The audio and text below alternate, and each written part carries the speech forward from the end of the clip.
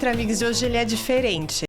Eu acho que de todos os outros que a gente tinha apresentado até agora, todos eles tinham sido gravados antes do lançamento. Então a gente estava lá, todos inocentes, felizes e pensando, bom, vamos fazer aqui uma coisa legal, uma coisa diferente, falar sobre as nossas vivências e tal.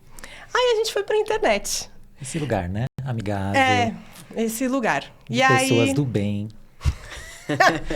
De pessoas do bem, tranquilas, consigo mesmas, inclusive, né?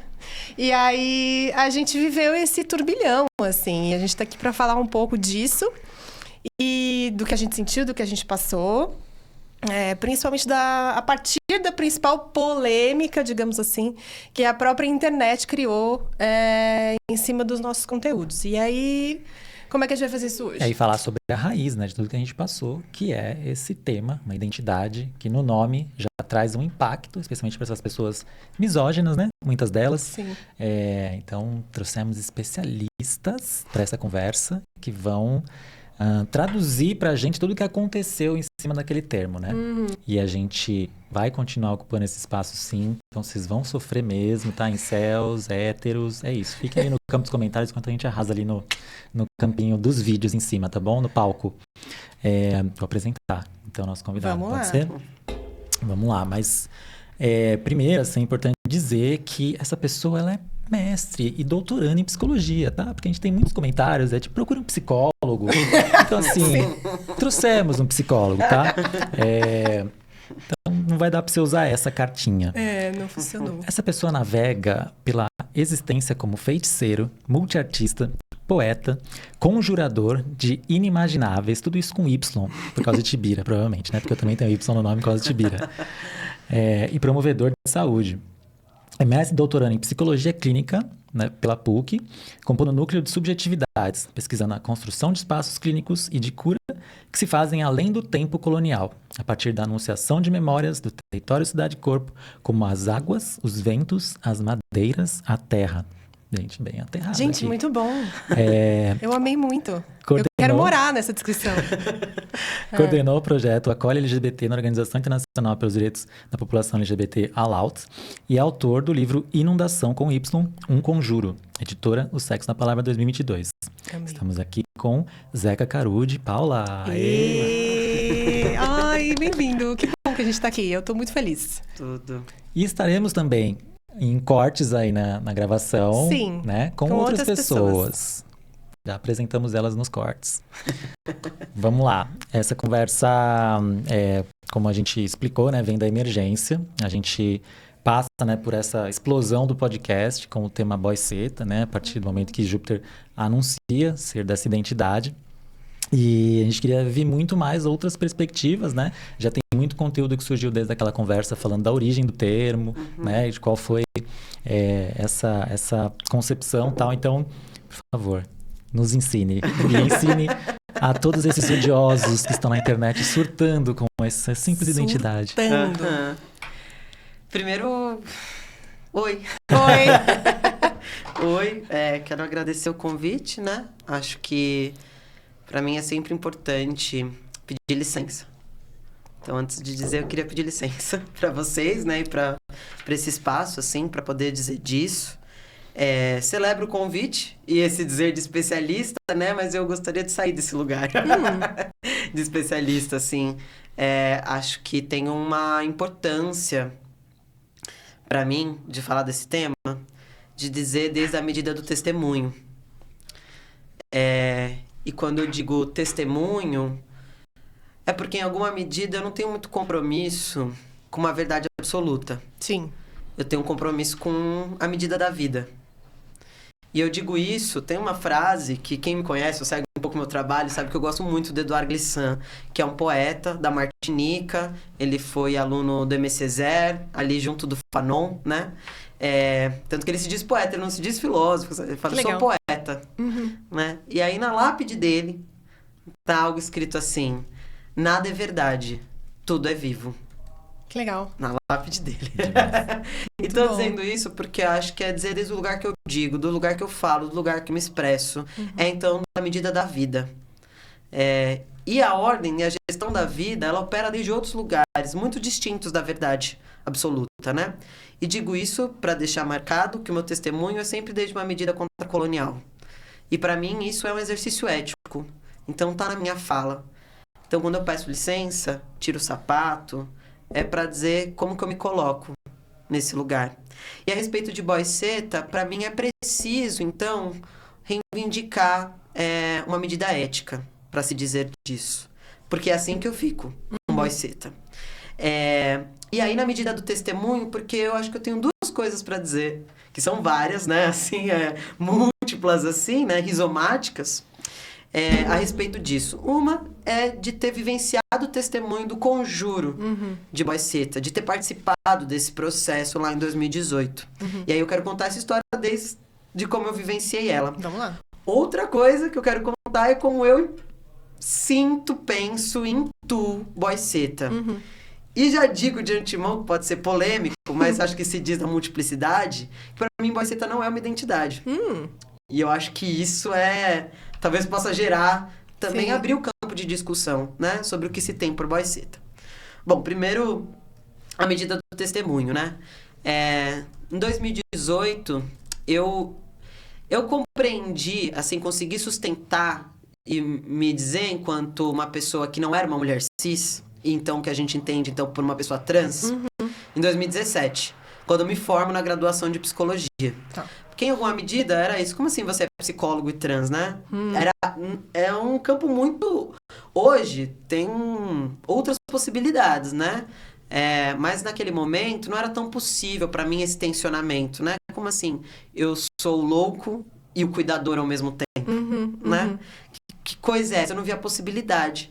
Então eu sustentei toda a graduação, todo um processo, sabendo que tinha algo que pedia passagem.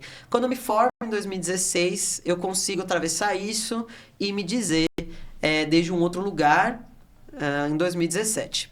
E aí eu conheço a Batalha da Dominação, que é uma batalha de rima que acontece ali na São Bento, que é um lugar muito importante para o rap brasileiro, que fica aqui marcado. Então também é um espaço de uma memória que, vejam só, antecede a questão de gênero, que antecede a questão da transgeneridade, né? Tem ali uma marca de um movimento social, político, cultural e racial. A Batalha da Dominação acontece ali, naquela época acontecia uma vez por semana, toda segunda-feira. Hoje ela acontece de 15 em 15 dias. É bom dizer que eu mesmo faz tempo que eu não vou na Batalha da Dominação, desde da pandemia eu dei uma afastada do espaço da rua. Mas enfim, né? Pandemia, todo mundo sentiu mudou na a vida pele. de todo mundo, Como que se dá, mas a batalha segue acontecendo. Inclusive, sugiro que conheçam a Batalha da Dominação, né? Enfim, que a princípio era o espaço de mulheridades, né? Assim, que foram construindo esse espaço dentro do rap, né? Que é difícil encontrar na batalha de rima esse espaço para as mulheridades poderem rimar e tudo mais. E aí, chego lá em 2018 e tem uma coisa, um movimento acontecendo, óbvio que para mim nada é individual.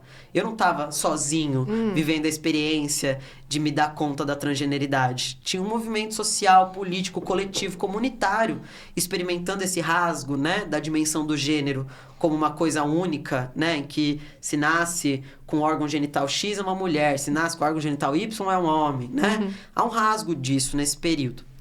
E aí, muitos corpos designados enquanto mulheres, então leia-se, né, com uma buceta, começam a se dar conta de que não é exatamente isso. Não sou uma mulher. Não sou uma mulher. Que coisa é essa que está acontecendo? Alguns já estão nesse trajeto há mais tempo e estão ali no lugar do homem trans.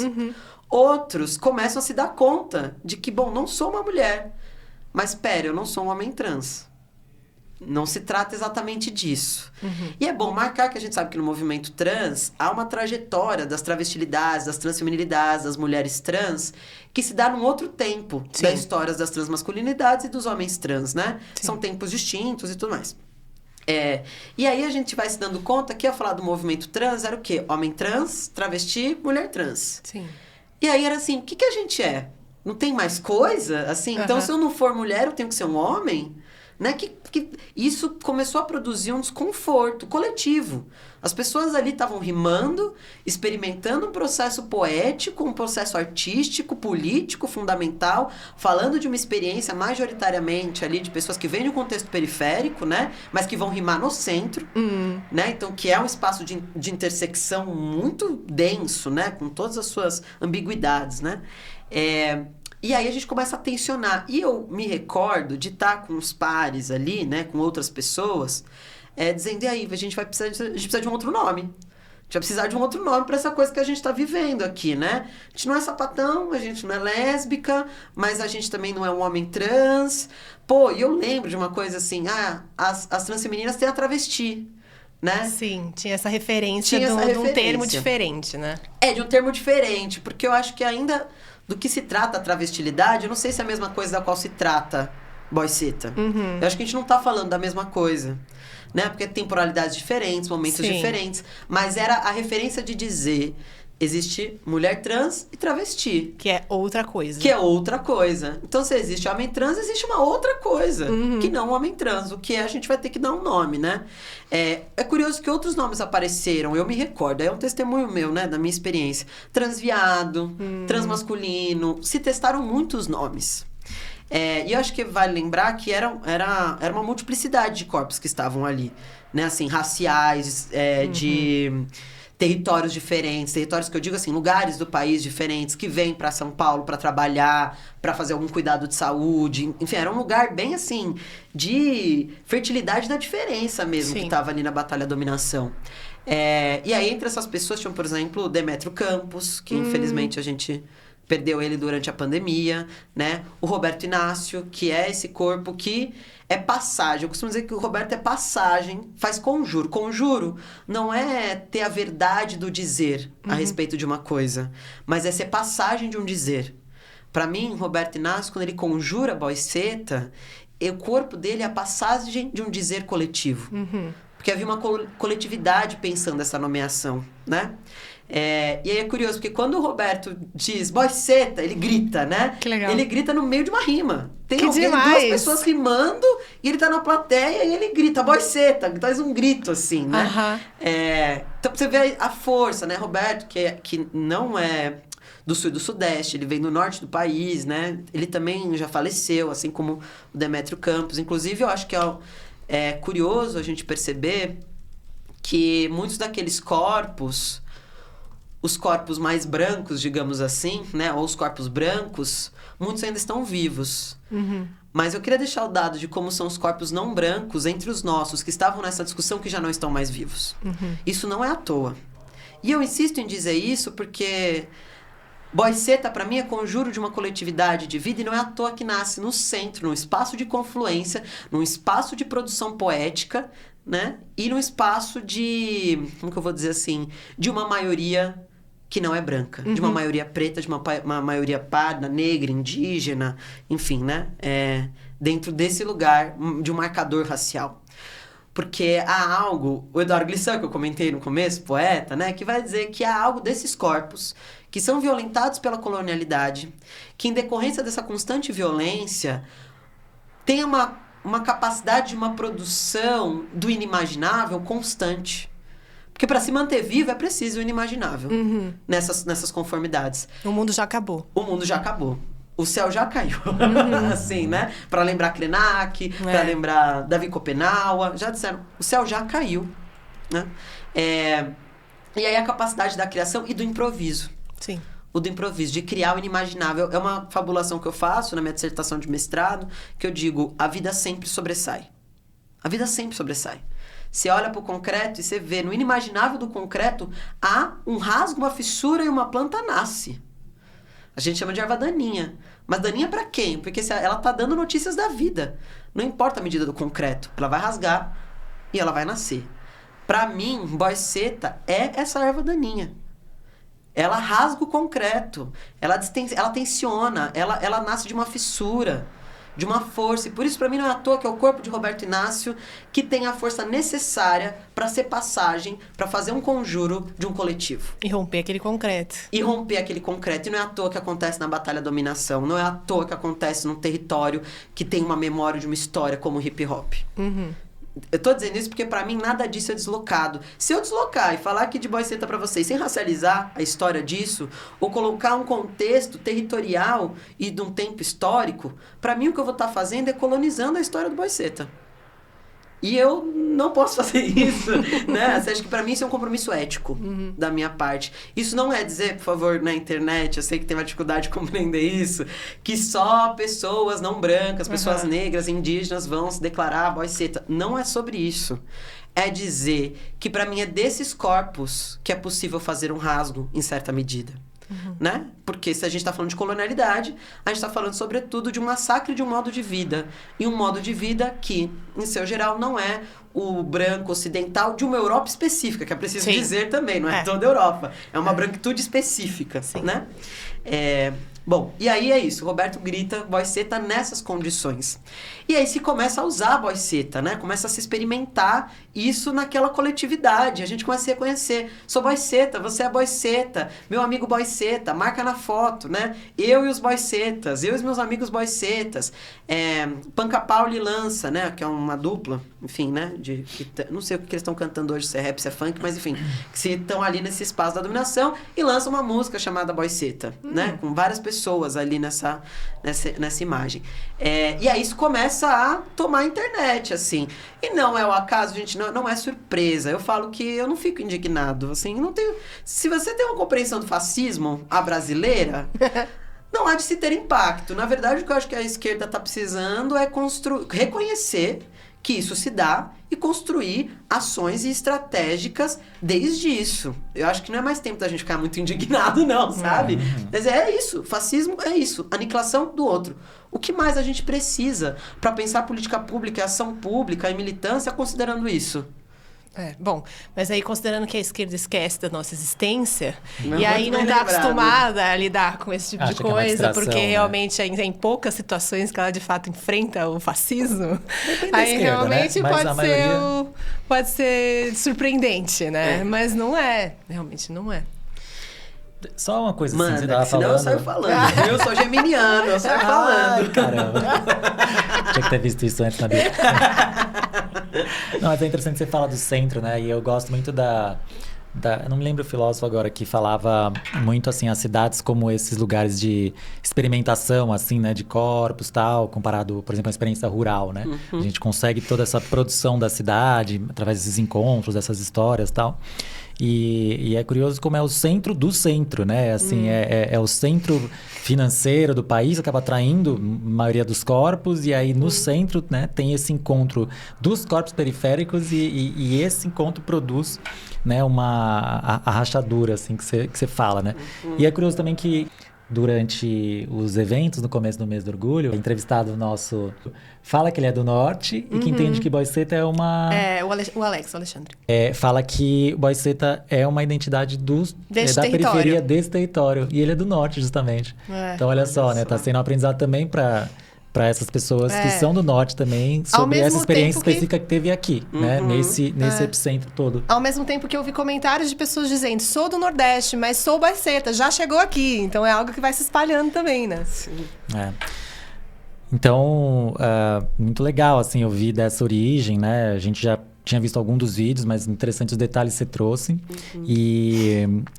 vamos continuar nessa linha, né? Mas por que não é identidade? Vamos lá. É aí que eu quero chegar. Porque uma coisa legal do centro, desse centro, da visão do centro, centro urbano e tal, que eu penso assim, né? Muitos dos héteros que aparecem nos comentários pra falar mal da gente, né? Tentarem invalidar nossas experiências e tudo, a gente vai, né, dar uma visitadinha assim, só pra ver qual que é da pessoa, às vezes, né, quando acho que vale a pena.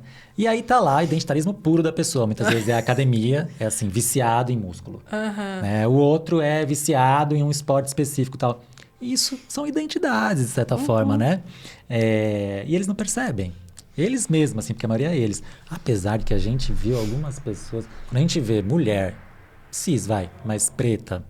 fazendo essa crítica à boiceta da zoação, tal, dá uma decepção, porque é isso, né? Você tá falando que a experiência vem justamente desse lugar específico, tal, e a gente vê uma mulher, às vezes, se espreita, falando assim, amiga, olha as contribuições do feminismo negro, né, pro feminismo, você não pegou o bonde ainda, sabe? Você tá aqui fazendo coro para discurso conservador, né, contra uma identidade que, olha, vem justamente também de processo de racialização, sabe? Não, teve gente que falou assim, vendo essas coisas que eu me sinto uma velha conservadora mesmo. E gente que tá lá com bandeirinha LGBT no nome do Twitter.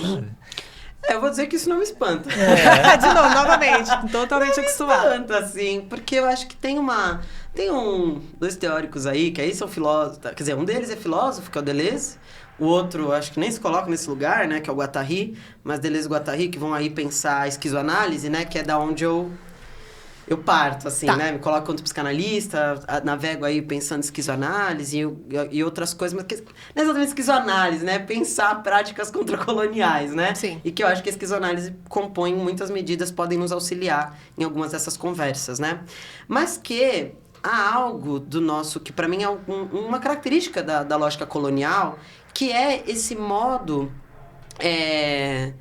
de significação da experiência que trabalha desde uma identidade que o Edouard Glissant chama de raiz única, que é essa coisa da verdade absoluta e da verdade verdadeira. Né? Gênero funciona desde um dispositivo identitário da raiz única e da raiz verdadeira. E isso está tão embrenhado na dimensão do ser. Sim. É o eu, é o ser. Uma característica do modo colonial é uma hipervalorização do eu, que é uma coisa que Deleuze e Guattari vão tecer isso em embate com a própria psicanálise, por exemplo, e vão dizer, bom, a psicanálise tem uma função de produzir um modo de subjetivação em que o eu é hipervalorizado. Né? E a identidade, eu tenho várias críticas ao processo identitário, assim, não na medida do conservadorismo, Sim. mas na medida de compreender que para mim, na minha concepção, o que me feria no lugar da mulheridade, assim, de me dizerem que eu era uma mulher, era que isso encerrava o meu eu. Isso dizia como eu tinha que me portar, o que eu podia ser e o que eu não podia ser. Agora, imaginem, aí de fato eu me espantei quando eu descobri que a transgeneridade fazia o mesmo. Que eu tenho que produzir uma cartilha. E eu não tô falando só da cartilha médica, não. Dá dizer assim, então transmasculino é isso aqui. Homem trans é isso aqui. Travesti é isso aqui. Que foi o que a comunidade fez nos comentários. Que a comunidade fez. E vai fazer por quê? Porque estamos todos subjugados a um modo de subjetivação colonial. Por isso que pra mim, quando eu falo desde uma medida contracolonial e na medida da vida, é porque eu não tô interessado em verdades absolutas. Em raízes únicas, em dizer ser trans é isso, ser trans é aquilo. Então, uma identidade fechada. E também não digo que não é porque é para abolir identidade. Não se trata disso. Não é abolir identidade. Mas é preciso colocar a identidade num lugar em que ela não fala uma verdade daquele que anuncia uma identidade. Ela é uma característica. Eu costumo dizer que a minha transgeneridade, para mim, tá tal qual a minha intolerância a leite. Sim. Ou o meu astigmatismo. Sim. Isso não diz uma verdade sobre mim. Inclusive, vou abrir um parênteses aqui para chamar. Não sei se vocês conhecem a Brava, né? Que é esse espaço de formação, de coletividade, né? Online. Eu vou dar um lab agora, esse mês, né? Sobre transmasculinidades. Legal. E que se chama um exercício coletivo pelas vidas transmasculinas. Sobre aqueles que arriscam não esquecer. Porque há algo da transmasculinidade, aí que eu vou entrar do porquê para mim boiceta. Transmasculinidade já está no campo da identidade mesmo. Sim. Mas eu gostaria de dizer de boiceta enquanto um devir. Devir, desde a medida do Deleuze e Guattari, que propõe um devir, né? Porque daí não é uma coisa com a qual você se identifica e fecha. Tanto que o que está tendo dificuldade é dizer o que é boiceta. Porque não é o que é, para mim. É como se vive, é como se experimenta. Diz pra mim de um ato. Boiceta pra mim é um ato. Então não é assim, então é boiceta porque tem isso de característica. Não é boiceta porque não tem. Então boiceta, eu em algum momento dizia assim, boiceta não é sobre homem trans, eu disse isso. Hoje eu já discordo de mim. Discordo, porque eu acho que não tem a ver com ser um homem trans ou não. Tem a ver com quanto experimenta esse trajeto que pra mim é de tremenda fertilidade, em que não é sobre ser um homem, não é sobre ser um boy, e nem sobre exercer os significados de se ter uma buceta. É justamente torcer essas experiências, considerando também a memória que já se habita em decorrência dos significados dessas mesmas. Então, assim, o que eu tô querendo dizer com isso? Nasci com uma buceta. Isso tem uma marca em mim. Eu não consigo apagar essa marca e dizer, não tenho.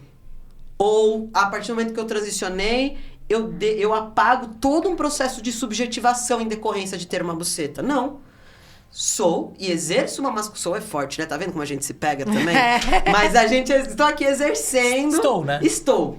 Vamos falar de estou, né? Estou exercendo uma série de signos compreendidos enquanto masculinos. Tenho aqui esses pelos, né, que se entende enquanto barba, às vezes eu diminuo o peito, às vezes não. Uso roupas entendidas enquanto masculinas, óbvio, com aspas, né, preciso tecer outras coisas. E gosto de me colocar, assim, de fazer uma performatividade na masculinidade. O fato de eu reconhecer a memória de se ter uma buceta, o impacto que isso tem numa sociedade genitalista, isso não é reinserir o genitalismo. Então, essa que é a questão que eu queria tratar. Isso é dizer, isso tem um impacto. Sim. Eu não posso dizer isso não tem. Porque pra mim, dizer, apagar, isso é genitalista. Dizer, não, eu tenho uma buceta, mas isso não diz nada sobre mim, pra mim, isso é um processo colonizatório do corpo e da memória. Porque o que foi a colonização no contexto brasileiro, assim, né? Inclusive o próprio nome de Brasil. Se não pegar isso aqui e falar nada do que estava aqui antes presta, a gente vai inserir uma verdade e essa é a verdade. Pra mim, se a gente for medir a transgeneridade desde essa medida, isso é colonizar os processos dos corpos que estão aí tentando rasgar a cena do gênero. E eu tô dizendo isso porque o que aparece em termos de sofrimento psíquico da comunidade trans, em decorrência disso, é abissal. Porque é isso que chega. Será que eu sou trans? Será que eu sou trans de verdade? Não sou? Isso aparece na escuta clínica, no sofrimento da nossa população, né? Porque, enfim, de alguma medida estamos aqui falando de nós, né? Então isso aparece. E aí quando eu digo que dizer assim, não é porque eu tenho uma buceta que isso não me faz menos homem. De fato, não faz menos homem. Agora, não dá pra fingir que isso não tem um impacto no seu processo de subjetivação. Que isso não vai dizer como é que você também vai experimentar as coisas, porque essa é a sua história. Sim. Eu costumo dizer, eu particularmente, gente, isso também é meio polêmico, mas eu vou dizer. Amo. Eu tenho muitas questões com essa coisa do nome morto. Porque pra mim, precisar matar quem eu fui... conta isso pra poder exercer um agora... também, pra mim, é colonialidade. Total. Agora, se a gente for falar da morte enquanto processo de transmutação, que não é sobre apagar o que foi, mas de transmutar o que se é e o que se pode ser, aí eu acho fértil. Agora, eu não vejo problema nenhum com quem eu fui. Eu costumo dizer, eu particularmente, tô dizendo, gente, são testemunhos meus, da minha experiência. De novo, não estou com compromisso com a verdade, estou com compromisso do que é vivo. Eu não acho que eu nasci trans. Mas porque eu também não acho que eu nasci mulher. Eu nasci. E aí, desde a minha experiência no mundo, eu fui reagindo o que se tinha. Krenak diz algo muito curioso sobre a infância, sobre a criança. Curioso, assim, pra nós que estamos nesse registro colonial, né? Sim. Que a criança, ela não tá aí pra ser feita. Ela já nasce em condições de dizer de si. Então, a gente já nasce dizendo da gente a respeito do encontro com o que a gente encontra. Então, se a gente encontra homem com pênis, mulher com vagina... a gente vai criando maneiras de reagir a isso. E o que o nosso entorno vai dando condições pra gente dizer a respeito disso. Eu tive uma mãe, assim, eu tenho uma mãe que sempre foi feminista, sempre foi militante, assim, né? Enfim. E aí, ela nunca quis inserir uma lógica de gênero em mim. E aí, quando eu tinha 6 anos, as irmãs falaram assim, acho que vai ser sapatão. E eu acho que em alguma medida eu tava dizendo, eu acho que não topou, não respondeu ao gênero. E minha mãe sustentou. não me inseri necessariamente nisso. Não que eu não tenha sido inserido pela lógica social, Sim. na escola, em outros campos da família. É porque tem valor, né? Justamente. É isso que eu falei com uma amiga essa semana, assim. Diferenciações entre, sei lá, formato de corpo, coisas que a gente tem, sei lá, eu sou destro ou canhoto, eu tenho pênis ou vagina, eu tenho miopia ou não tenho. Isso são diferenciações que a gente faz na vida. Agora, a questão é o valor social que você dá pra isso e o que se constrói socialmente em volta disso pra dividir as pessoas em termos de acesso, de oportunidades, do que faz e o que não faz.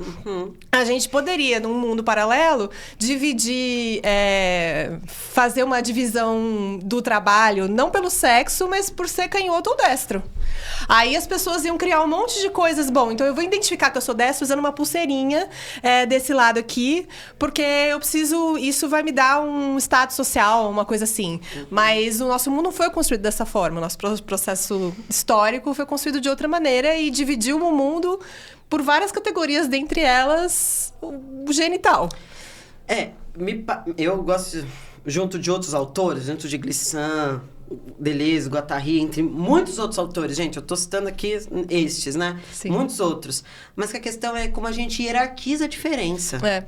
E a lógica colonial tem também uma peculiaridade, que ela hierarquiza a diferença desde a imagem. O que é o racismo, se não desde um marcador fenotípico hierarquizar esses corpos? Que é um pouco o que acontece com o gênero, né? Também. Sim. Tem essa dinâmica. Uma prevalência daquilo que se vê. Porque a divisão entre... É a visão, na verdade, né? Do que é vagina e do que é pênis, ela é imagética primeiro, né? Depois procuraram maneiras genéticas de traduzir aquilo que se via com o olho, mas primeiro se viu com o olho, né? E aí é uma característica de um modo de vida, vamos dizer assim, colocar em perspectiva como a mais importante o visual. Porque outros modos de vida... Vêm de outra forma. Vêm de outra... Nem vêm. Sentem, intuem, experimentam. Tem outras coisas que colocam nessa medida. E aí, eu só queria concluir essa dimensão do boiceta enquanto devir e não enquanto uma identidade. Porque não é que as pessoas não podem dizer, sou boiceta. É justamente isso. Se pode dizer, boiceta tá vivo. É algo que precisa estar na condição de vivo. Na condição de estar em um processo de múltiplos desdobramentos. E movimento. Se tentar dizer, boiceta é isso aqui, para mim, é o momento em que se encerra a fertilidade do boiceta. Boiceta não é uma coisa fechada. Ele é a possibilidade de não ser, ou seja, a possibilidade de conjurar a fertilidade de se habitar a encruza. É sobre encruza. É habitar a encruza, por exemplo, da masculinidade que tem fertilidade e também de ter se vivido, de ter sido experimentado a vida com uma buceta e que também tem fertilidade. E é preciso dizer da fertilidade da buceta sem dizer que isso é sobre mulher. Sim. É preciso dizer da fertilidade das masculinidades sem só experimentar a masculinidade como necessariamente algo que diz a priori de violência. Porque se não racializar a masculinidade, também é uma violência racista colonial. É preciso marcar essa diferença. E eu tenho a sensação de que... Aí eu vou botar um dedo numa ferida. Que é... Eu tenho encontrado dificuldade de ver corpos não brancos falando de boiceta nos espaços públicos e midiáticos. E pra mim isso não é à toa. Porque quem é que pode dizer? Então não dá pra falar em nenhum campo de nada sem racializar. Não tem como. E só esse fato já torna múltipla as condições de se dizer de boiceta. Então, óbvio que um corpo branco vai experimentar a boiceta de um jeito muito distinto, porque vai experimentar masculinidade, ter uma buceta, a mulheridade, a encruza, de uma maneira completamente distinta de um corpo que não é branco. Então, já parte daí o grau da multiplicidade dessa experiência. Então, qualquer tentativa de narrativa única de boiceta será uma violência e uma atualização colonial. E aí, nessa medida, no meu livro, Inundação, Conjuro, eu escrevo sobre boiceta. Eu vi que alguém disse assim, não tem formulação acadêmica sobre boiceta. Como se isso também fosse uma medida de legitimidade. E eu diria, por que será que não conhecem tantos transmasculinos acadêmicos? Por que será que não sabem, né, de tantos que estão aí na academia produzindo conhecimento? Por quê? O que será que acontece que não nos escutam? Essa é uma pergunta que eu gostaria de deixar aqui. E aí eu quero ler pontualmente a minha passagem em que eu digo sobre Boiceta. Tá. E é o seguinte. Boiceta. Lembranças de guerreiros de transmutação. 2121. Depois da inundação. Um transviado de asas imensas. 2120. Depois da inundação. Boiceta. Anunciado sobre as estrelas e a lua. A retomada de uma antiga memória que o corpo é mais que gênero humano, gente, bicho, tudo e nada. A retomada de uma antiga memória que o corpo é mais que gênero humano, gente, bicho, tudo e nada. Que o corpo é mais que gente, humano, gênero, gente, humano, gênero, bicho, tudo e nada. Com útero e asas. Boiceta, anúncio de existência, ao refazer de uma memória antiga para um futuro no qual as nossas vidas sobressaem. Boiceta, anúncio de existência, ao refazer de uma memória antiga para um futuro no qual as nossas vidas sobressaem. Boiceta, para que as nossas vidas sobressaem. Venho matutando ser algo outro, alguém outro, bicho outro, planta outra. Venho matutando ser algo outro, alguém outro, bicho outro, planta outra.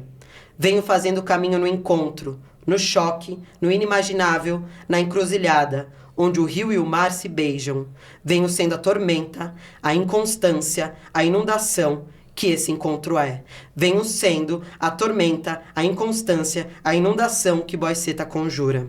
De onde venho, tem muito movimento. E por isso, tem muitos e quase nenhum nome ou cristalização que condense, que identifique a identidade.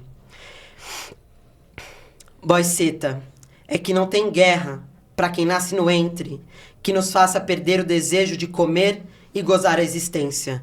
No pacto com a vida no sentido amplo, que não se encerra no corpo e não se contrapõe à morte. No pacto com a vida no sentido amplo, que não se encerra no corpo e não se contrapõe à morte. No pacto com a vida, Boiceta, no pacto com a vida, no sentido amplo, que não se encerra no corpo e não se contrapõe à morte. Ó. Pronto. Não precisa de mais nada. Entenderam? Sentiram? Agora? Intuíram? Nossa. Foi magia pura isso aqui. Sim. Realmente conjurar aqui, evocou. Deu pra sentir aqui, espero que as pessoas também tenham sentido ali. E acho que a gente tem uma obrigação nesse 1 minuto e meio final também, de tudo que a gente está passando, né? Como é uma coisa que a gente queria falar mais e vai ficar para o próximo episódio também, mas as interfaces, as redes sociais limitam demais essa troca de informação que a gente tenta ter com esse podcast, né? Então a gente tem que fazer cortes que obedecem a uma duração específica, que estão numa interface específica, e tudo isso já faz a mensagem, né? Já torna aquilo a mensagem. E parte da polêmica é disso também, né? Sem dúvida. Uma parte de um corte é interpretar de uma maneira e aí tal. Poucas pessoas param para ver o episódio inteiro. Então, a gente tem a obrigação, acho, de fazer um resumo. Um resumo, que você não entendeu nada até aqui, o básico você vai entender agora, né? E eu vou começar aqui arriscando, né, esse início. Estamos falando de colonialismo, estamos falando desse processo que vem há 500 anos, né, aqui no nosso território e que esmaga existências anteriores que não tem tanto a ver com essa lógica de gênero, essa lógica cartesiana, essa lógica binária que vem com europeus brancos, que tem tipos de corpos específicos e por isso também essa valorização da visão e com a valorização da visão, talvez a valorização de órgãos genitais e essa coisa da diferenciação de homem e mulher naquele tipo de raça é diferente de outras, Sim. né? Raça sociológica, gente, também, para não viajarem na maionese. E aqui a gente traz, né, nessa experiência do tempo atual, da periferia se encontrando nessa força centrífuga do centro de São Paulo ainda, né? A criação, essa rachadura. E nessa rachadura surge essa experiência que rompe tudo e com essa conjuração, né, que Caru faz, não vai ter limites. A ideia é que não tenha limites. A ideia é que seja um processo de identificação mais do que uma identidade, certo? Fertilizar. Ou reflorestar. Acho que Geni Nunes fala do reflorestamento. A gente pode dizer que Boiceta dá condições para o reflorestamento. Demais. É isso. Então agora, sintam-se inspiradas, inspirades. Vivam na plenitude tudo que vocês sentem que deve ser. Não se restringam a rótulos, seja boiceta, seja homem cis, seja mulher cis, seja travesti, seja o que for. Viva o que você tem que viver, depois a gente vai entendendo o que tudo isso é e trazendo políticas públicas para tudo isso, certo? O importante é viver, ser feliz, gente, se amar, expressar tudo o que quer e pronto, é muito rápido. Respeitar os outros, né, gente? Respeitar os outros também nas suas expressões, certo? Estamos acabando. Infelizmente, Graças. foi pouco tempo para tudo que a gente podia ter de você, foi demais. Dá só nesse finalzinho, assim, uma dica de conteúdo, de livro, rapidinho, assim, 30 segundos só pra... Que esse conteúdo de livro? Livro, série, música, sei lá, alguma coisa assim. Eu vou sugerir o livro Conversas do Arquipélago, do Eduardo Glissant com Hans Ulrich, da Cobogó. Acho que é um livro bem massa. Vou sugerir os livros do Ailton Krenak. Vou sugerir que vocês leiam Jenny Nunes, né? Não só o que está aí sobre não monogamia, mas a pesquisa de Jenny Nunes, de O Saber, desde o Saber Guarani. E aí, para quem for mais aventureiro, tiver mais interesse, assim, ir lá pensar outros modos de subjetivação, né? Pensar o cuidado, cuidado assim, né?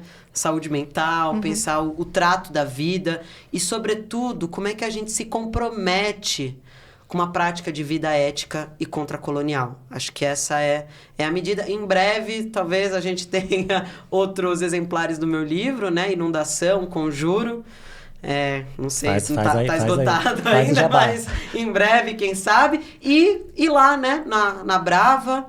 E quem puder aí ir no Lab, né? Que eu vou fazer agora no fim desse mês. Tem bolsas gratuitas para todo mundo, vários valores, para a gente discutir, porque as vidas transmasculinas, assim como várias questões de militância e questões sociais, políticas e das identidades, é uma responsabilidade coletiva.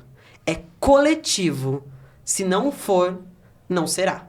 Aê, arrasou. Gente, obrigada aí pelo tempo de vocês. Esse e a foi conversa mais um Entre continua. Amigas. Não, para as pessoas que estão lá, continua agora com Fabiana. É verdade. E Ian, dando as suas contribuições também para o tema. Então, continue aí.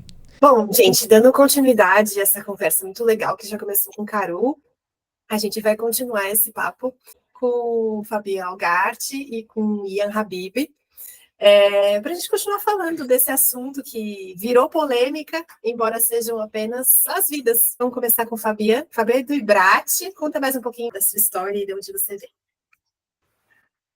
Oi, pessoas, eu sou o Fabiano, eu tenho 50 anos e eu sou um homem trans, e sou tio de 4 sobrinhos, pai de 4 cachorros.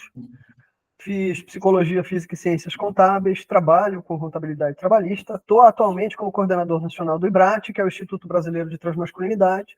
Estou representando o IBRAT no Conselho Nacional dos Direitos das Pessoas LGBT, que ia mais lá do Ministério de Direitos Humanos e Cidadania. E estou ralando com a galera transmasculina para cá e para lá, sempre que precisa. Estou sediado no Paraná, moro em Piraquara, que é uma cidade da região metropolitana de Curitiba, e estamos juntos o tempo todo, né? Massa. Estamos também com o Ian Habib. Ian, presentes para nós. Prazer em conhecer vocês, agradeço o convite, feliz por estar com o Fabiano aqui nesse encontro. Bom, eu sou atualmente, a minha atividade principal é a da pesquisa. Eu trabalho como pessoa doutoranda na Universidade Federal da Bahia e na City University of New York. Eu trabalho com estudos de gênero e a minha pesquisa se dá na área das artes cênicas. Sou também uma pessoa diretora do Museu Transgênero de História e Arte, que é um museu que tem aí trabalhado para produção e valorização de arquivos, né, para memória e também valorização de obras artísticas de pessoas trans. Já fui também co-coordenador da linha de estudos trans, travestis e intersexos do NUCUS, que é o núcleo de pesquisa da UFBA. Criei o Desmonte Seminário, que é um evento que trabalha com questões de gênero e interseccionalidades nas artes, e acho que esse é o principal. Agradeço. Massa, gente. Obrigada por toparem, né, vir aqui conversar com a gente esse tempinho. Infelizmente, né, uma conversa que vem puxada por essa pseudopolêmica, né, onde Júpiter se anuncia como boiceta e isso quebra a internet. E a gente queria ouvir um pouquinho de vocês. Acho que Ian pode começar agora para mudar um pouquinho a ordem. Bom, gente, creio que Caru já trouxe o tema muito bem localizado aí nas questões das colonialidades, né? E eu trago também esse assunto muito em conjunto com Caru. Eu acho que os meus posicionamentos são basicamente os mesmos que os de Caru. E eu queria trazer também essa discussão para questões sobre misoginia, né? Mas antes de chegar na misoginia, queria tratar um pouco do devir, gênero fluido, né? Quando Júpiter se anuncia como uma pessoa transmasculina, gênero fluido, boiceta, seja quantas outras mais, transmasculino, né? Eu acho que houve ali um conflito em relação à compreensão do que seria enunciar tantas identidades, ou o que seria supostamente identidade, porque será que tudo isso são identidades ou não, né? Então, eu fiquei pensando que esse recurso, né, e esse modo de vida é um modo de vida gênero fluido. E eu via aí algumas pessoas problematizando a existência desse gênero, né, porque são todos, bom, se todos os gêneros são fluidos, por que existiria um único gênero fluido, né? E aí, nesse sentido, esse devir, que eu chamo de um devir gênero fluido, é a potencialização, né, da multiplicação generificada, quer dizer, é a pessoa que ela vive uma mutação de gênero que é considerada potente a tal ponto em que, bom, eu não fico, não sou uma pessoa restrita a um único gênero, então essa potencialização ela vai me fazer viver de diversos modos, né, a minha vida. Então, quer dizer, à medida que todos os gêneros são fluidos, a gente tem esse devir gênero fluido, que é um devir potencialmente fluido. Então, essa seria a diferença. E essas pessoas existem, eu sou uma pessoa gênero fluido, eu vivo a minha vida, né, de acordo com as mudanças, né, corporais, e as pessoas acham que o gênero fluido, ele muda na cabeça, mas não muda no corpo. E isso é um pensamento binário, né, que a gente separa mente e corpo. O nosso corpo-mente é a mesma coisa, né? Então, quer dizer, se eu vivo o meu gênero de maneira fluida potencialmente, não quer dizer que o meu gênero fluiu na minha cabeça, mas no meu corpo não, né? Porque a performatividade se dá na matéria, se dá no corpo, né? Então, pessoas de gênero fluido variam gêneros, potencialmente. E quando o Júpiter traz essa enunciação, eu queria trazer também a questão da estratégia política, da desidentificação. A desidentificação é um conceito muito interessante, foi cunhado por Munhoz, que é um modo de lidar com a ideologia dominante. Então, quer dizer, eu me identifico muitas vezes, eu sou isso, eu sou aquilo, mas eu me identifico de igual maneira, simultaneamente. Eu não sou isso, mas eu também sou, não sou, sou, não sou. Isso parece uma confusão, né? Parece que é uma pessoa que está confusa.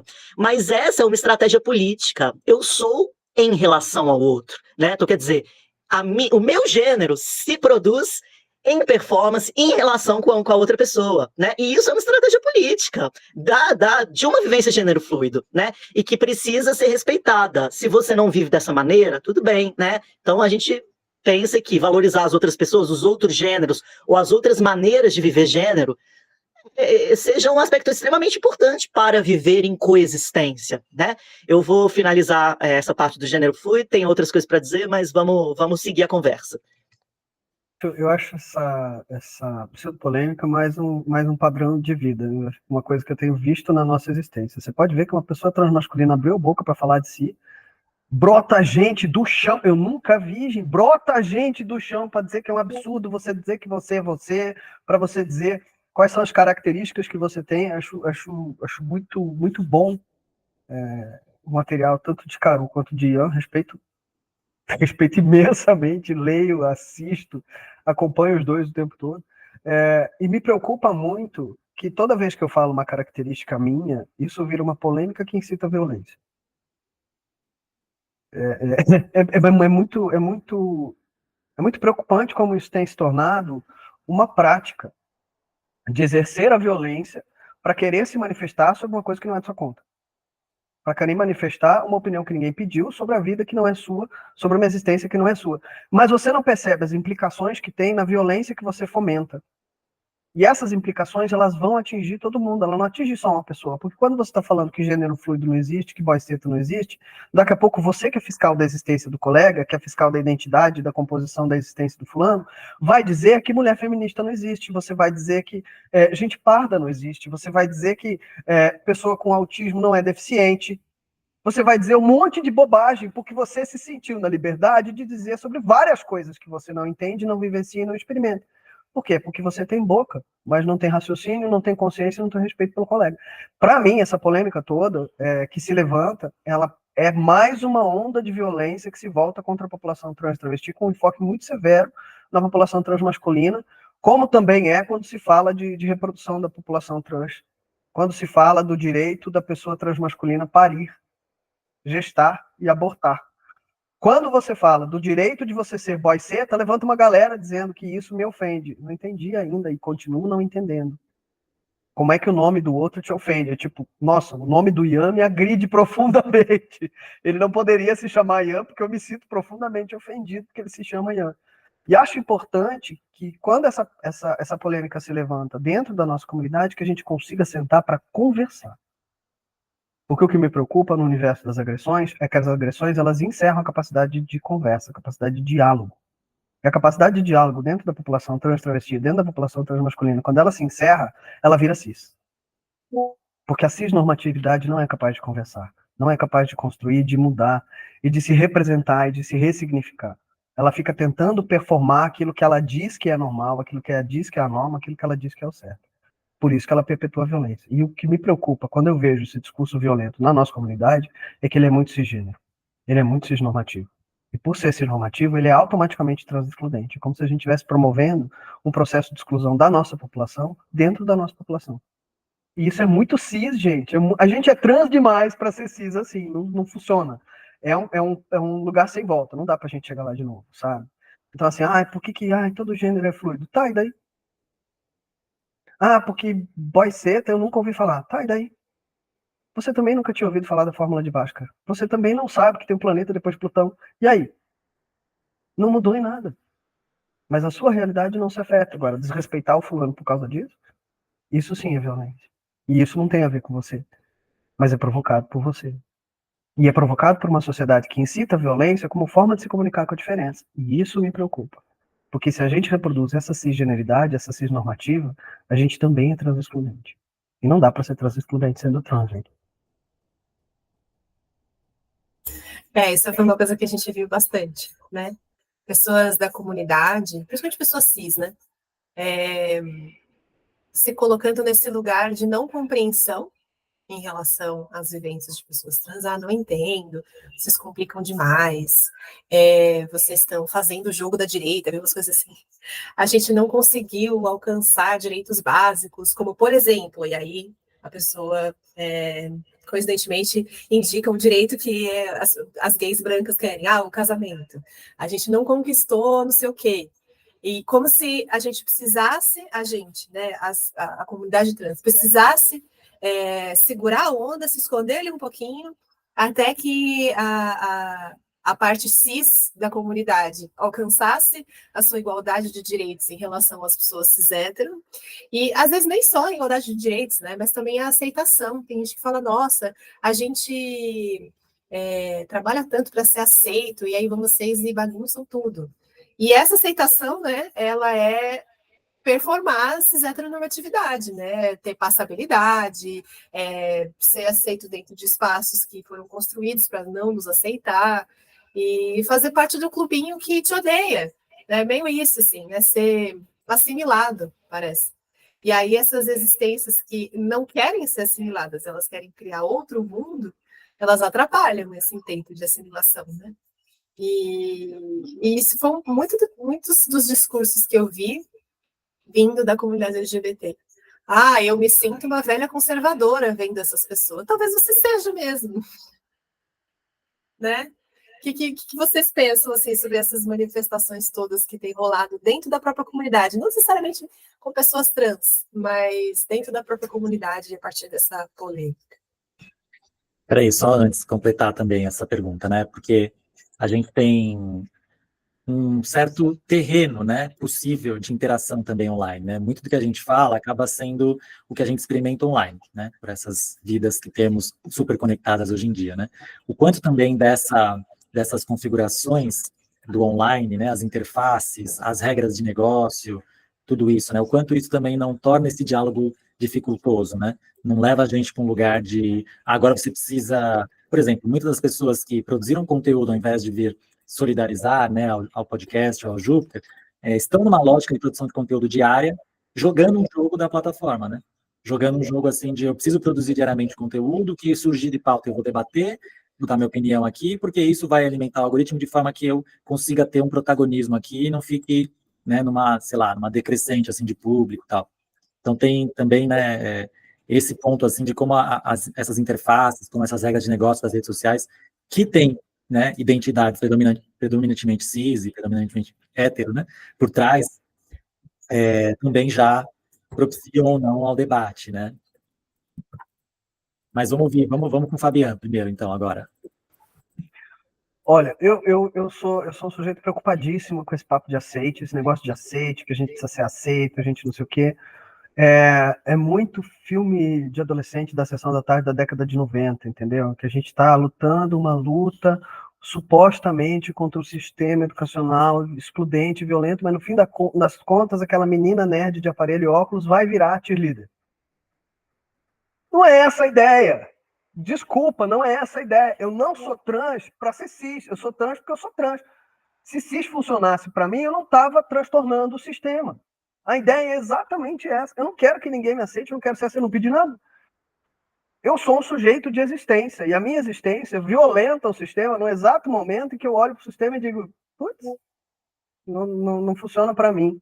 E a partir daí ele fica dizendo, bom, então você, para ser validado na sua identidade, você vai ter que isso, você vai ter que aquilo, você vai ter que aquilo outro. Meu ovo azul, querido, não vou. Sabe por que eu não vou? Porque eu descobri que não existe aceitação. Isso não existe nem com a cisgeneridade.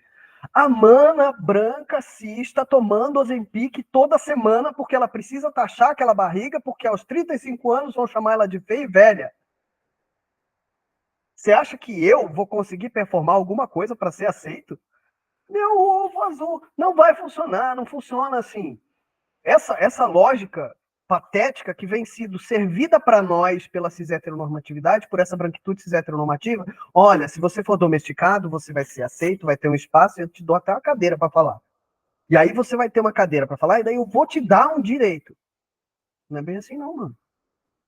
Eles precisam perder a noção imaginária de que eles têm a faca e o queijo na mão, porque sobre a minha vida quem legisla sou eu. O que a violência da branquitude cisnormativa faz é legislar sobre a minha morte. É isso que ela faz. Ela mata a gente. De tudo quanto é forma. E enquanto eu ficar acreditando em um aceite, em uma aceitação, e vão me deixar em paz, isso não existe. Eu vivo dizendo isso para os meninos transmasculinos que acreditam em passabilidade. Vocês precisam ver, meninos não choram. Porque Boys Don't Cry é um filme que mostra exatamente o que acontece quando você acha que você está bem seguro na passabilidade. Isso não existe. Tá? E quando a gente pensa nesse universo de plataforma, de não sei o que, de não sei o que lá, de a gente precisa lutar um direito de cada vez, não tem um direito de cada vez. Isso é higienista, isso é excludente. Isso é a ideia de dizer, olha, vocês todos que são diferentes, só tem lugar para uma diferença. Então vocês se matem aí, escolham quem representa todo mundo. E a gente vai conseguir uma coisa de cada vez. Não é isso não. Eu falo isso no conselho, eu falo isso para tudo quanto é lugar, eu falo isso em cada espaço que eu ocupo, que a representação, ela não funciona da maneira como a cisnormatividade quer. Se não tem cadeira para todo mundo, o que a gente vai fazer? A gente vai entrar, vai quebrar todas as cadeiras e vai sentar todo no chão. Mas vai sentar todo mundo. A construção tem que ser coletiva. Essa restrição da branquitude cis-heteronormativa é a restrição que a gente vê representada agora no Congresso Nacional, no processo legislativo que acontece na maioria dos estados e dos municípios do país. Essa desculpa esfarrapada de que eu preciso representar uma maioria imaginária, que na verdade é a maioria que vive na minha moralidade. Porque ela é tão imoral quanto eu e tão antiética quanto eu, quando eu assim o desejo.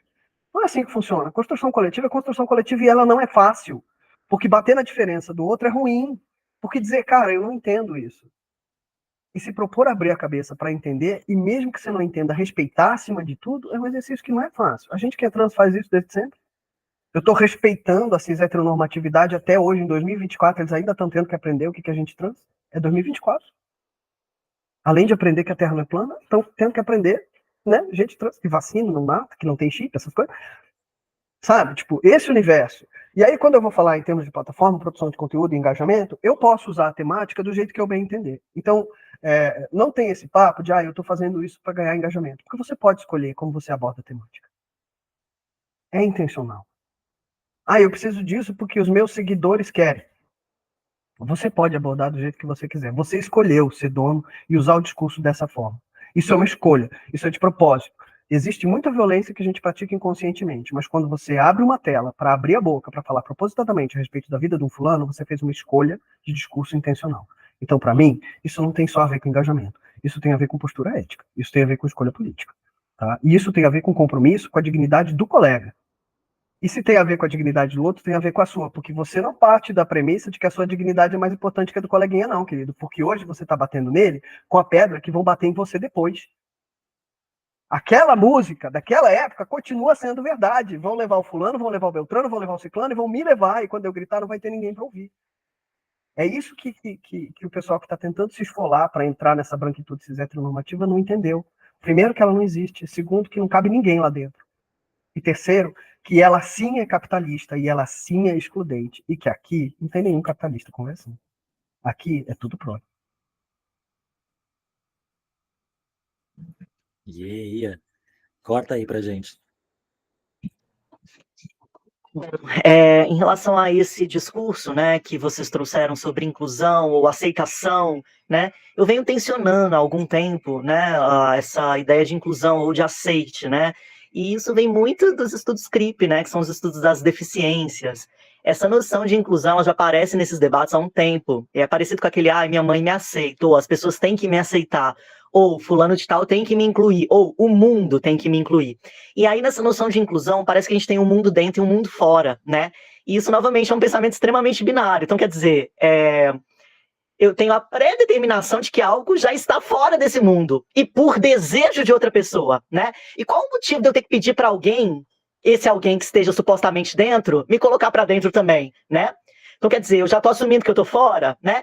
E aí também tem esse conflito, que eu chamo de um conflito de agência. Será que a gente tem sempre que pedir ou dar poder para alguém nos colocar dentro de algum espaço, ou nos tirar desse mesmo espaço, né? Será que a gente, como pessoas subalternizadas, marginalizadas, será que a gente faz parte de um mundo à parte, né? Dessas pessoas que a gente acredita serem beneficiadas por uma espécie de norma, né? Ou será que de fato a gente reconhece que a gente faz parte de um mesmo mundo e a gente faz parte de um mesmo mundo em coexistência, e é um mundo em diferença, né? E a gente vai coexistir, quer essas pessoas queiram, quer não, né? Mas, e que é esse mundo como ele existe, né? Nesse processo de colonialidade, é esse mundo, como diz J. Mombassa, que tem que acabar, né? E aí, trazendo novamente em relação a essa questão da inclusão, da exclusão, né? Eu tenho visto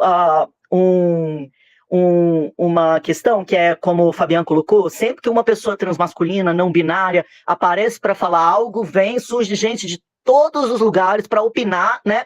E aí, o que eu tenho percebido? A gente não pode ser e nem estar, né? Que foi o que diz Carol, não sou, mas eu estou.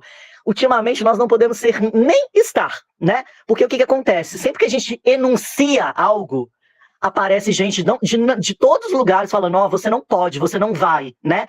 E essa é uma espécie de tutela, né? Igual eu disse, a gente está dando agência para as pessoas colocarem ou tirarem a gente do espaço. E a tutela, gente, é um mecanismo falocêntrico e patriarcal, né? Quando a gente quer ter tutela sobre o discurso de uma pessoa, quer dizer, ela não pode ser nem existir, ela não pode sequer enunciar nem quem ela é, nem como ela está, né? A gente não quer que essa pessoa simplesmente exista, né? Então, isso é uma política anti-vida, né? E eu tenho dito assim, olha, defender que homens trans, pessoas transmasculinas, não binárias, possam assumir essas posições discursivas, seja sendo, seja estando, né? Nesses regimes de poder que são falocêntricos, são patriarcais cisgêneros, né?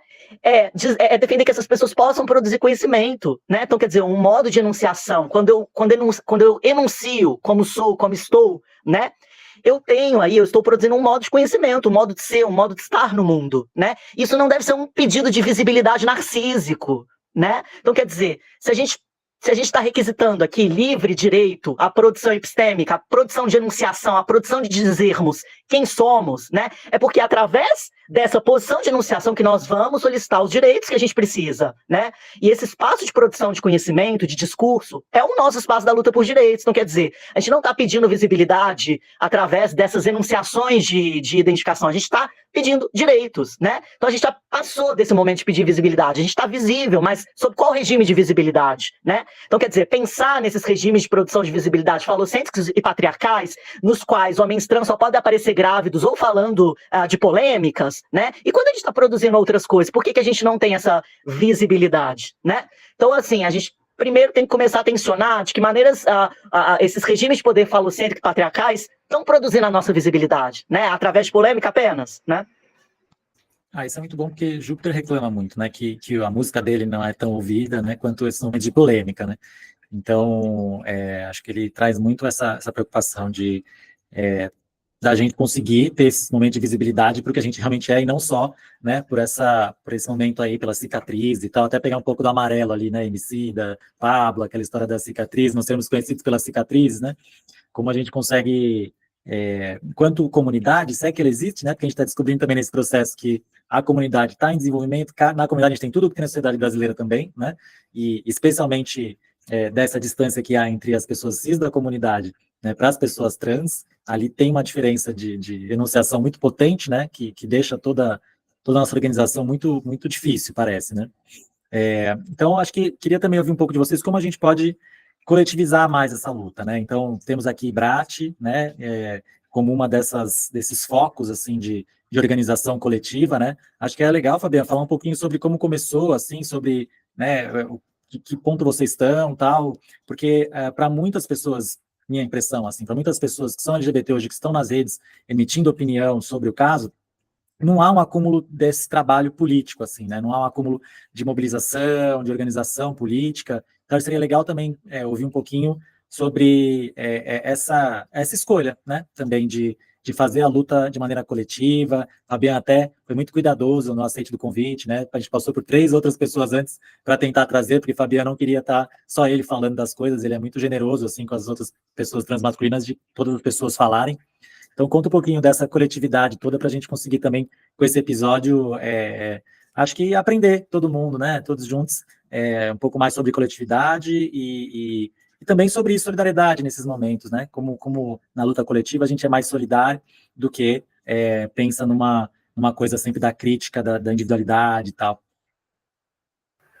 Então, vou falar assim, da existência das transmasculinidades no processo político. Eu não posso falar porque eu não conheço toda a história, porque eu sei que a gente teve em todo momento, a todo lugar. A gente não só tinha um nome, porque o nome ele vem aparecendo hoje, e de hoje a gente olha para trás e aponta e nomina, né? Então era isso. Mas o que eu posso falar é do IBRAT mesmo, que é uma organização que começa, né, numa congregação coletiva das transmasculinidades em 2013. E a partir de 2013 ele surge com o objetivo da gente fazer uma coisa que os meninos estavam percebendo muito. A gente precisa de letramento, a gente precisa de letramento político, as transmasculinidades precisam entender como é que elas ocupam o espaço do diálogo com o poder público. Como é que ela vai e aparece numa Secretaria de Saúde, o que é uma política pública, o que é ou deixa de ser, né? Como é que elas não existem até hoje e não funcionam para nós, e como é que a gente pode trabalhar nesse sentido no nosso território, né? Na nossa cidade, na nossa região, no nosso município, no nosso estado, e como a gente pode avançar para trabalhar isso também numa esfera nacional. Como é que eu posso fazer esse alinhamento? Então, para isso, para que esse letramento e esse trabalho ocorra, a gente precisa começar a se amontoar, se aquilombar, conversar, dialogar, trocar experiência. E o IBRAT trabalha muito com essa perspectiva, tá? Principalmente nessa reestruturação que a gente passa a partir de 2019, 2020, a ideia é a gente trazer o que vem dos territórios para construir uma demanda da nacional e dizer, olha, gente, pode parar de fazer essa política pública baseada no Sul e no Sudeste, baseada em gente branca, porque a gente não é a maioria, e a gente não é branco, a gente é de tudo um pouco. Só que não é todo mundo que consegue chegar nesse espaço.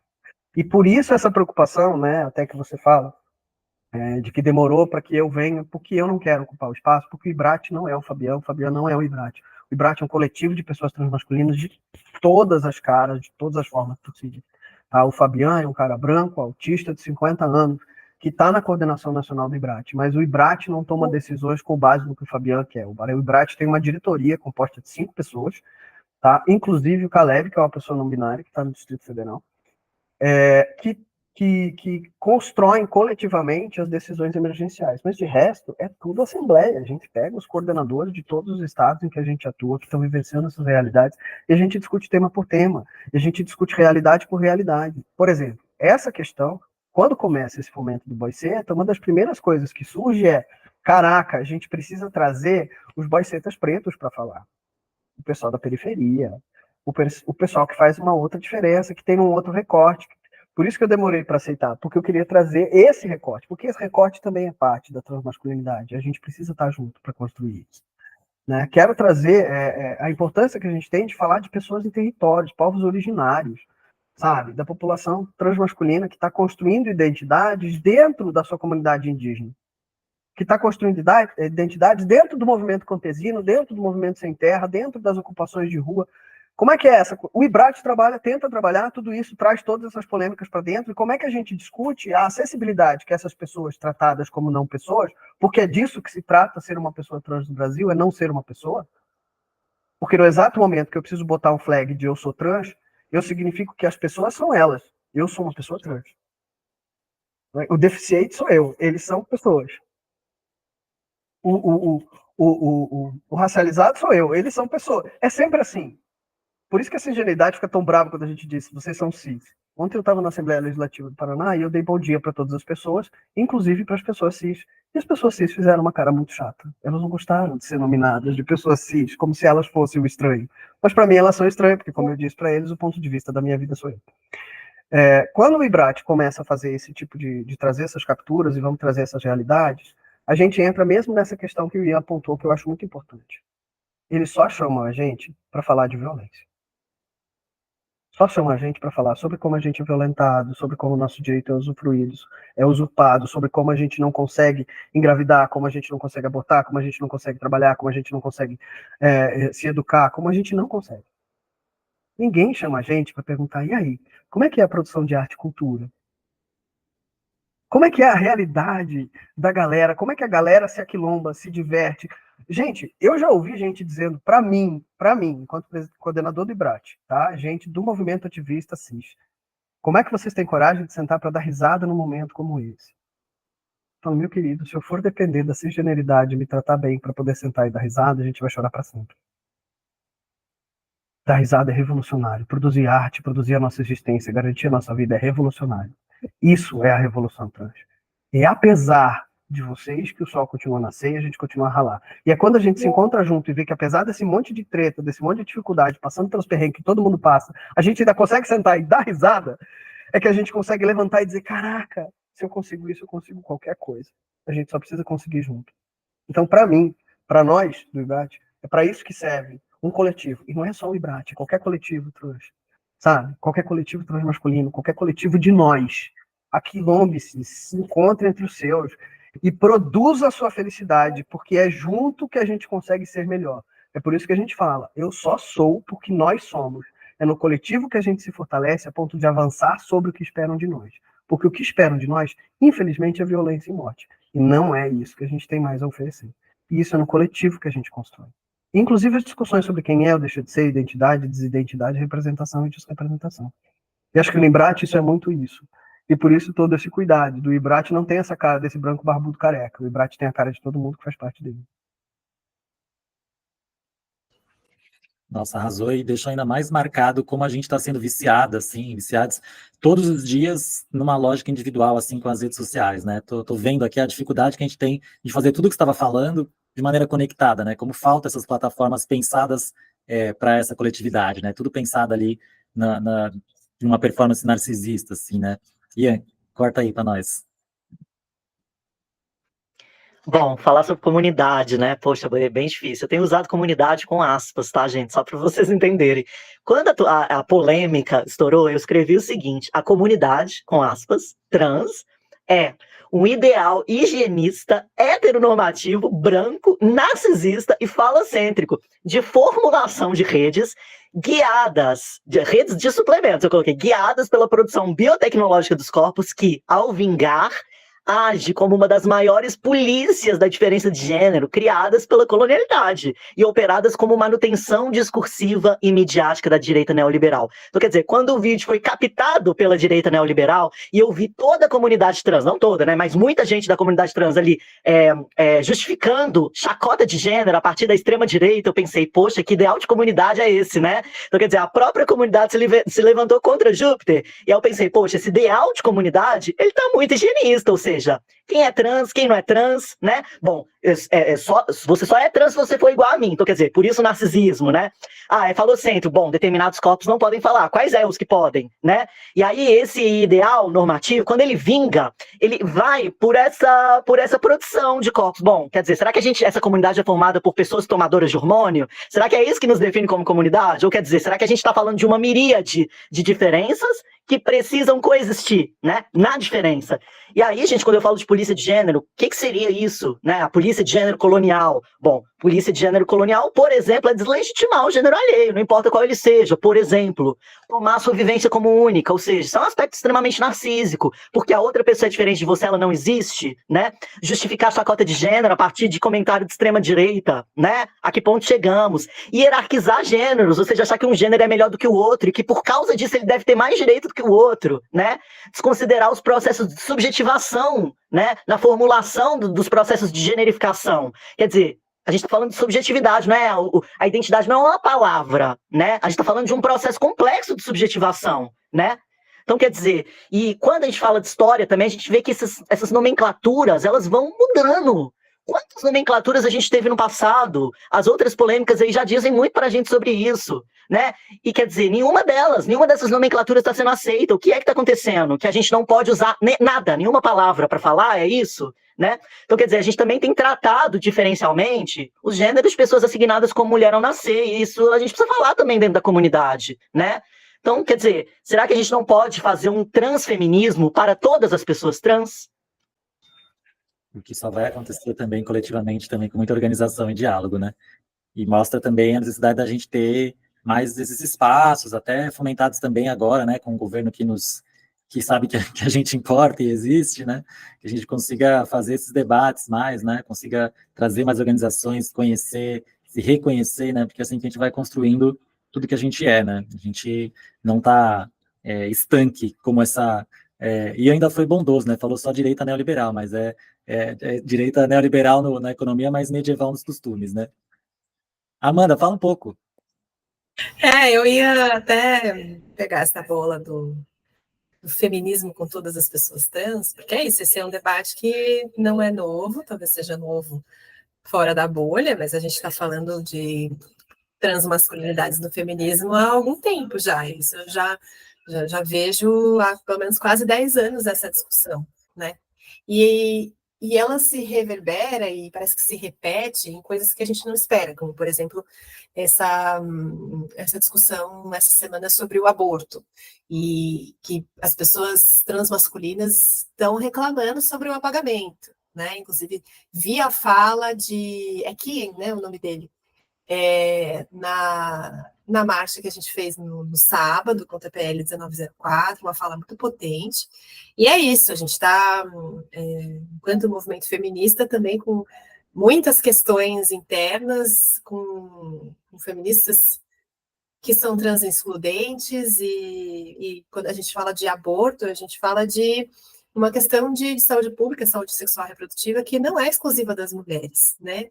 E quando você fala de boiceta, por exemplo, e era um pouco do tema que a gente estava falando com o Caru, é sobre aceitar o corpo, é sobre também que as pessoas entendam que existem pessoas que têm buceta e que não são mulheres. E isso tem repercussões na vida prática, no acesso a direitos, no acesso à saúde, enfim.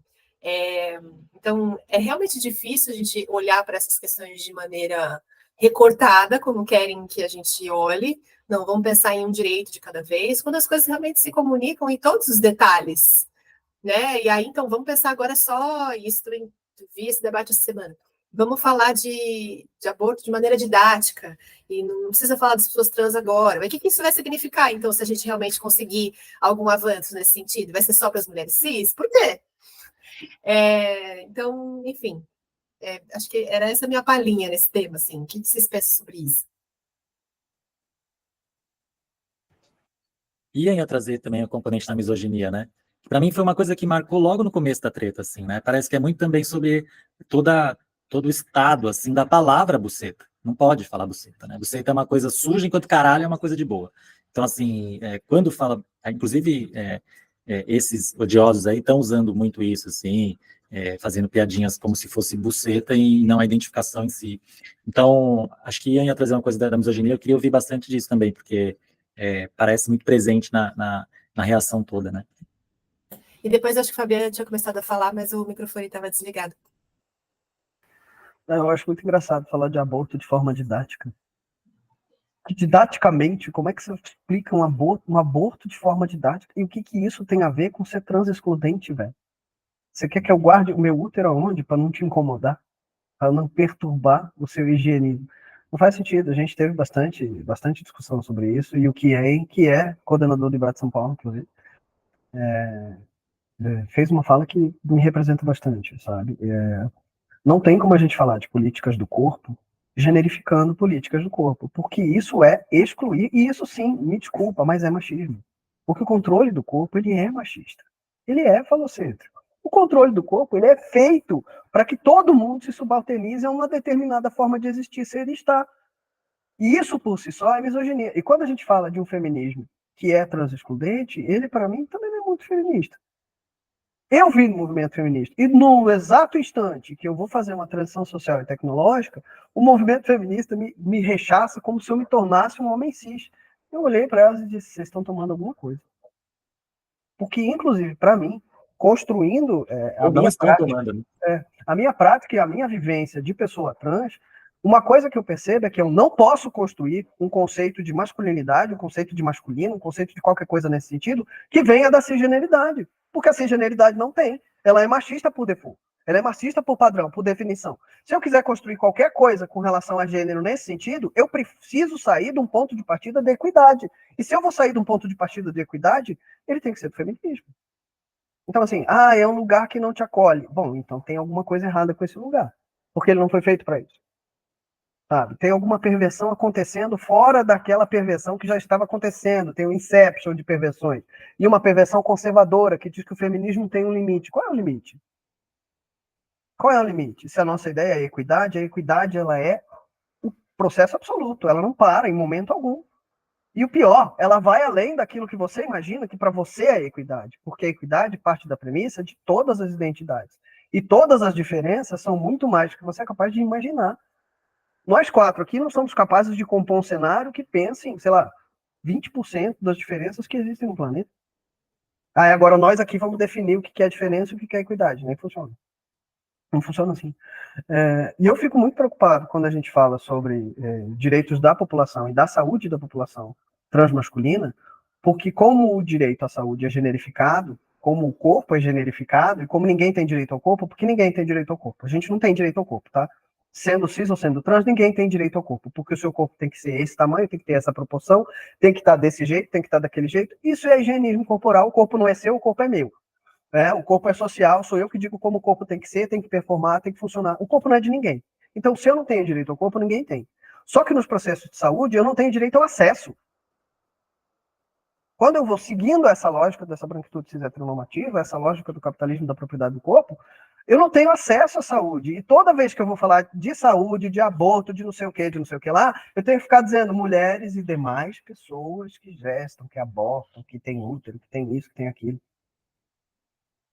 Qual é o processo de exclusão dentro da exclusão que não cabe a vocês, dentro do processo da equidade feminista, pensar em ser equidade? Vocês estão excluindo quem quando vocês fazem isso? E aonde vocês acham que vocês vão parar se vocês começam a reproduzir o machismo cis heteronormativo de excluir as pessoas só porque são diferentes de vocês? Entende? Acho que é mais ou menos por aí, sabe? E isso me preocupa muito, porque isso tem aumentado muito de todos os lados.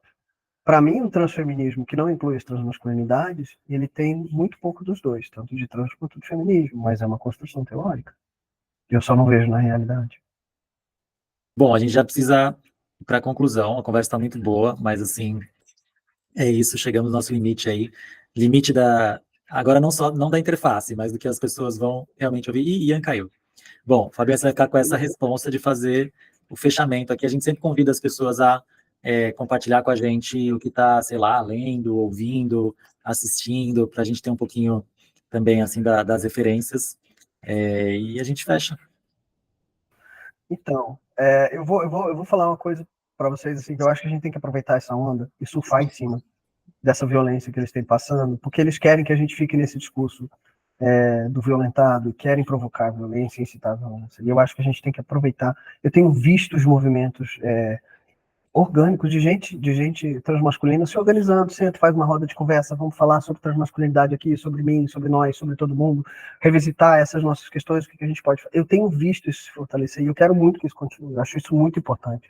E não acho que tem que ser só uma questão transmasculina, não, eu acho que a gente demorou para ficar sentando junto, construindo junto e discutindo. Não, pera, mas tem a minha realidade, a sua realidade, a nossa realidade, como é? Porque o mundo real, ele é feito das realidades todas, ele não é uma... Tipo, não existe uma verdade, desculpa. Não existe uma verdade, porque você não é capaz de enxergar um objeto por completo, você só enxerga uma parte do objeto, isso chama perspectiva. Funciona na física, funciona no mundo real, assim, você só enxerga um pedaço. Se você não sentar com outras pessoas, você pode não saber o que você está olhando. E você pode não saber o que está fazendo, porque se você não sabe o que você está vendo, você não sabe o que está acontecendo. Construir coletivamente as realidades vai nos ajudar a ocupar melhor esses espaços que essa ingenuidade cada vez mais, né, que essa branquitude cis heteronormativa cada vez mais vem tentando excluir da gente. Eu acho que é o mínimo, assim. E assim, eu tô sobre estar lendo, sobre estar conhecendo e tal, eu tô lendo a autobiografia do Léo Tenório, que ele soltou agora, que eu acho que é uma... Primeiro que eu acho que o Leonardo Tenório é uma figura que não tem um reconhecimento do mérito do seu trabalho. Ele não é um cara diplomado, mas ele escreve cientificamente maravilhosamente bem. Ele não tem condições de estar na academia, desse processo de educação formal, por todas as suas questões, os seus atravessamentos, mas ele produz, ele escreve, ele constrói, tanto na pesquisa quanto na escrita de si, coisas muito maravilhosas, e a gente perde muito de não reconhecer, de não dar a Leonardo Tenório o mérito do trabalho que ele produz. Porque, o cara é um pesquisador sensacional. E o livro que ele fez, falando sobre as vivências dele, de ser um cara que trabalha em prostituição, e ser um homem trans e viver em Pernambuco, acho muito importante. Então, quem puder ler a biografia do Léo Tenório, eu acho que, nossa, vale muito a pena vocês darem uma lida. E tem um livro da Fernanda Moraes, que se eu não me engano, se chama Matritraviarcado, que é a Fernanda Moraes. Ela é uma mãe de santo, travesti, maravilhosa, querida, sensacional, aí de São Paulo. Esse livro delício olha lá, Fernanda de Moraes da Silva, que está saindo pela Cosme Félix. Eu vou mandar aqui para vocês o link, para vocês poderem colocar depois, tá? Esse livro eu acho que vale muito a pena ler. Ela, inclusive, usa citações de pessoas trans pesquisadoras, de pessoas trans escritas. E eu sempre recomendo duas coisas, que é a Brava, que eu acho que é um espaço de curso, debate, construção de conhecimento maravilhoso do Fabiano, meu xará, e a revista Estudo Transviades, que é dos irmãos Fel, que eu, cara, recomendo muito, não só para você ler, mas para você mandar seu material, porque não é só estudo científico, é produção artística, é poesia, é pensamento, é escritura, é arte, texto, qualquer coisa. Manda, tá? E assim, lê gente trans, escreve gente trans, produza seus escritos, manda ver, constrói seus materiais, e assim, também recomendo que vocês deem uma lida no material que o próprio IBRAT tem produzido. O IBRAT Nacional produziu já 4, 5 relatórios que estão lá. A gente tem o Observatório Anderson Rezer, de mapeamento das violências, mortes e suicídios contra a população transmasculina no país, que vai sair a sua segunda edição agora no fim do ano, em que a gente faz uma pesquisa densa e intensa. Além do mapeamento de notícias, a gente aplica um questionário com a população transmasculina sobre as diferentes violências que a gente sofre em todos os espaços que a gente ocupa. Porque não se fala nada sobre nós, e mesmo nos nossos mapeamentos genéricos de violência da população trans travesti, é difícil encontrar a nossa população. Então a gente está começando a fazer esses mapeamentos, construindo uma metodologia, e em algum momento a gente chega num processo científico parrudo, já que o Brasil continua com esse descompromisso político, real e ético, de não mapear, de não reconhecer a existência da nossa população por parte do IBGE. Então a gente vai fazendo o nosso trabalho, que deveria ser o trabalho do poder público, que continua sendo criminoso, porque não respeita a dignidade de todas as pessoas desse país, porque nós, ao contrário do que eles pensam, também somos pessoas e também temos o direito à dignidade. É por aí, gente. Arrasou, arrasou. Ian, estamos fazendo o fechamento aqui, já deu nosso tempo. Se tiver aí, contribui com a gente com alguma leitura, filme, coisa que está assistindo, coisa que está ouvindo. Bom, então gostaria de indicar que vocês entrassem no www.muta.com.br, é o Museu Transgênero de História e Arte. Lá a gente tem feito muitas discussões sobre arquivos históricos, a gente tem um arquivo histórico lá. Nós temos feito discussões sobre, no geral, estudos de gênero, e aí no meu perfil pessoal também dá para vocês acompanharem a discussão que eu também tenho feito sobre transmasculinidades e feminismos. Eu tenho trabalhado bastante com esse tema. Então, acho que essas duas referências são bem interessantes para acompanhar esse tema do feminismo e também de transmasculinidades na história, né? De quais as nomenclaturas eram utilizadas no passado. Então, todo esse debate tem sido feito lá no Muta. E no meu perfil pessoal, tenho falado bastante sobre feminismo, misoginia.